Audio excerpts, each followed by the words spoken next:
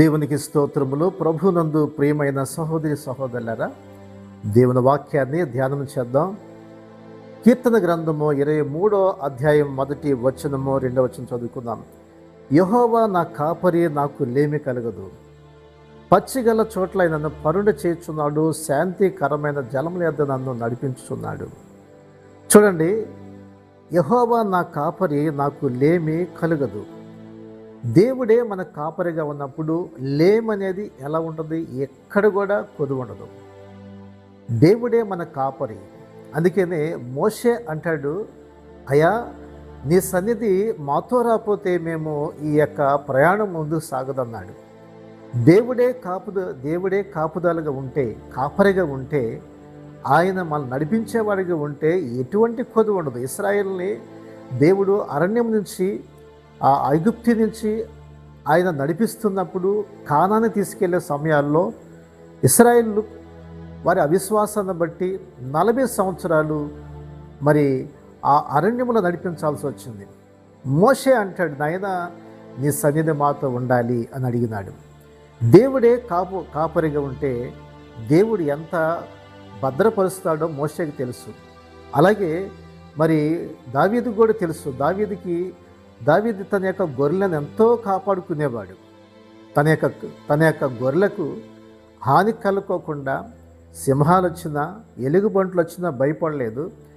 వాటి నోట్లోంచి, వాటి వస్తువులోంచి పడుకోకుండా వాటిని, తన గొర్రెల్ని ఎంతో కాపాడుకున్నాడు. అంటే దావీదు తన గొర్రెల పట్ల ఎంత శ్రద్ధ కలిగి ఉన్నాడో చూడండి. దావీదు తన గొర్రెలను ఎంత కాపాడుకునేవాడిగా ఉన్నాడు. అందుకనే తన ప్రజలైనటువంటి వారిని దేవుడు తన యొక్క కాపరిగా ఉంటే ఆయన ఇక ఏది కొదువు ఉండదు, ఏది యొక్క మరి ఎటువంటి లోటు ఉండదు. అందుకని ఇశ్రాయేలుకి ఏమైనా లోటు ఉందా? అరణ్యంలో దేవుడు వాళ్ళని నడిపిస్తున్నప్పుడు పగల మేఘస్తంభంగా, రాత్రి అగ్నిస్తంభంగా నడిపించాడు ఆయన. ఆకాశం నుంచి ఆయన మన్నాను కురిపించాడు. మరి ఉదయకాలమే మంచు కురిసేది, ఆ మంచు మీద మన్నా పడేది, దాని మీద మళ్ళా మంచు పడేది. ఉదయకాలం లేచి వాళ్ళు మన్నా నేరుకొని తినేవాళ్ళు. 40 సంవత్సరాల దేవుడు మన్నా, ఆ దేవతలు తినే ఆహారాన్ని వారికి పెట్టాడు ఆయన. వారికి ఏమి కొదువు లేదు, ఏమీ నష్టం కలగలేదు. అలాగే వారి కాళ్ళు వ్యాపులు రాలేదు, నడుస్తున్నా వ్యాధులు సోకలేదు. వారికి బండలోంచి నీరు ప్రవహింపచేసి దాహాన్ని తెచ్చాడు. వారికి మాంసం కావాలంటే పూరేళ్ళను పంపించి వారికి మాంసం ఇచ్చాడు ఆయన. 40 దరిదాపు వారి మాంసాన్ని మరి 30 రోజులు, మరి నెల రోజులు తిన్నారంట. అంతగా దేవుడు కావలసినంత సమృద్ధి ఇచ్చినాడు ఆయన. కాబట్టి దావీదు కూడా అంటాడు, మరి యెహోవా నా కాపరి, నాకు లేమి కలగదు.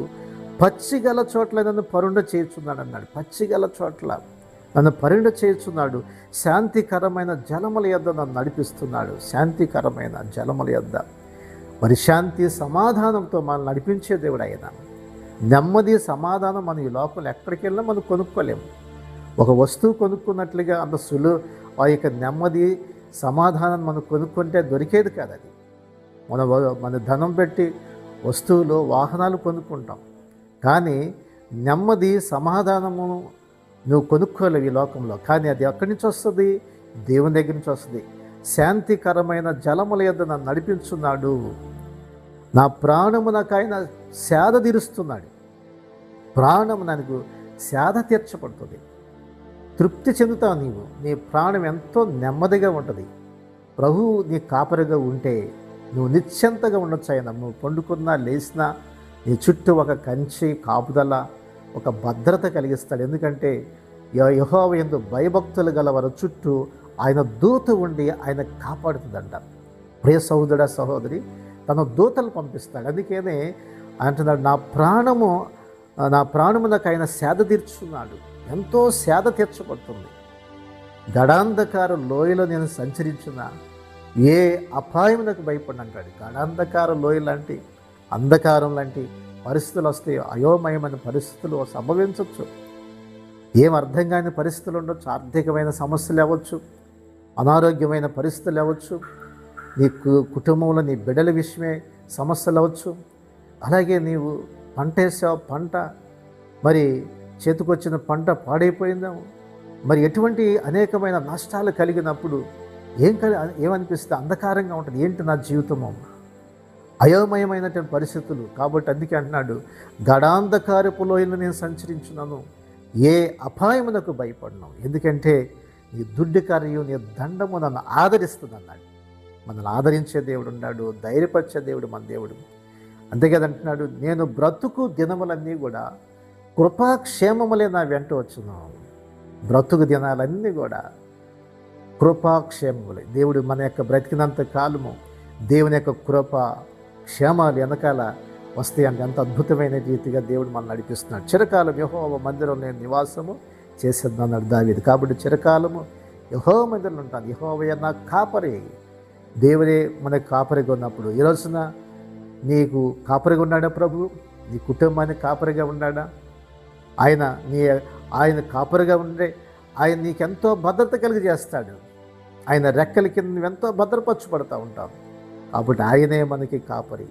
గొర్రెలకి ఏ విధంగా ఆహారం కావాలో, వాటికి ఎలాంటి కాపుదల అవసరమో, తోడేల ద్వారా మరి ఎటువంటి హాని కలుపుకోకుండా కాపరి ఎలా కాపాడుతాడో, మన ప్రభువు కూడా ఈ లోకంలో వచ్చే శోధనలో, సమస్యల్లో దుష్టుడు మన మీద రాకోకుండా ఆయన మనల్ని భద్రపరిచి ఆయన కాపాడేటువంటి వాడికి ఉన్నాడు.